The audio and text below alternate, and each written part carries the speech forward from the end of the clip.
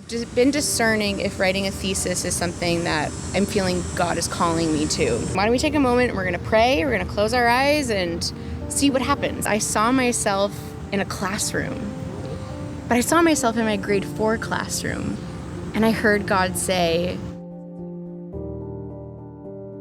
I feel as if perhaps I'm not smart enough for that. So I brought this to my spiritual director and said, I'm discerning whether or not I should write the thesis. I'm unsure how to kind of figure this out because I'm afraid that God is calling me to this, but I'm having a really hard time understanding that because I'm afraid that if in this point, if I were to say yes, it would be out of pride to kind of prove myself that I can do it.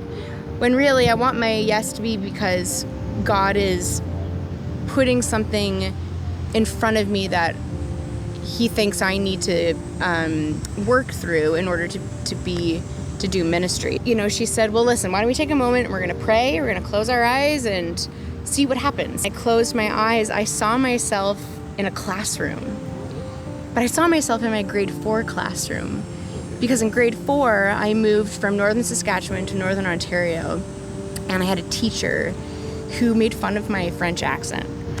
And it devastated me. And I didn't actually know that it had such an impact on me.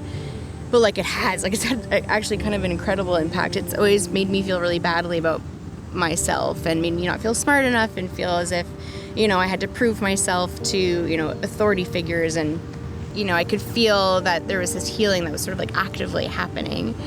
And so then I said, okay, do you want me to do the thesis? I kind of brought to, God in prayer.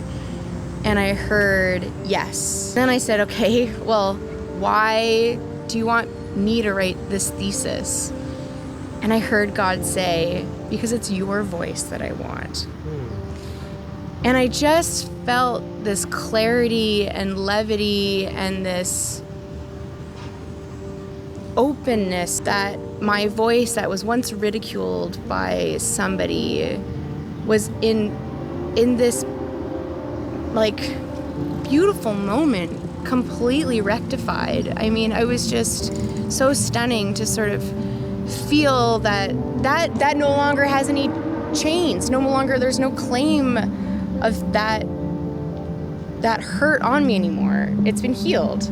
I think it's really important for us to revisit our past because then I think it kind of brings us into the cycle of forgiveness.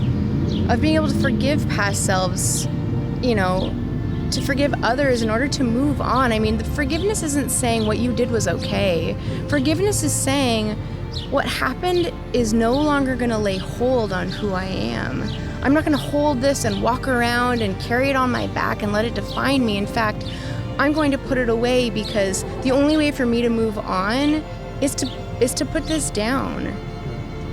I think it's so easy for forgiveness to be misunderstood because I think oftentimes, I've been in places where I just want people to forgive me or I just want to forgive people because I'm so desperate for that to no longer acknowledge. Yeah, or just because I just don't want it anymore that let's just forgive and forget. When really no, there's an actual healing that needs to take place. And I think forgiveness does and rightly should take the amount of time that it's going to take, right? If our life is a book, what would you call the current chapter? Oh my gosh, that's such a good question. It feels like there and back again.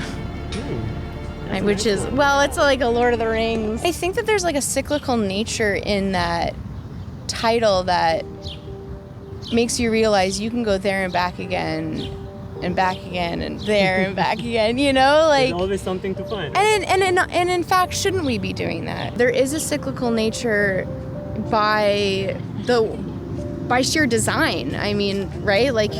Even the legit, the seasons, the way that our bodies, nature, exactly. It's the footprint is out there. And so wouldn't it be important for us to sort of view things in such a way and to know that we're doing ourselves and others and each other a service when we do that.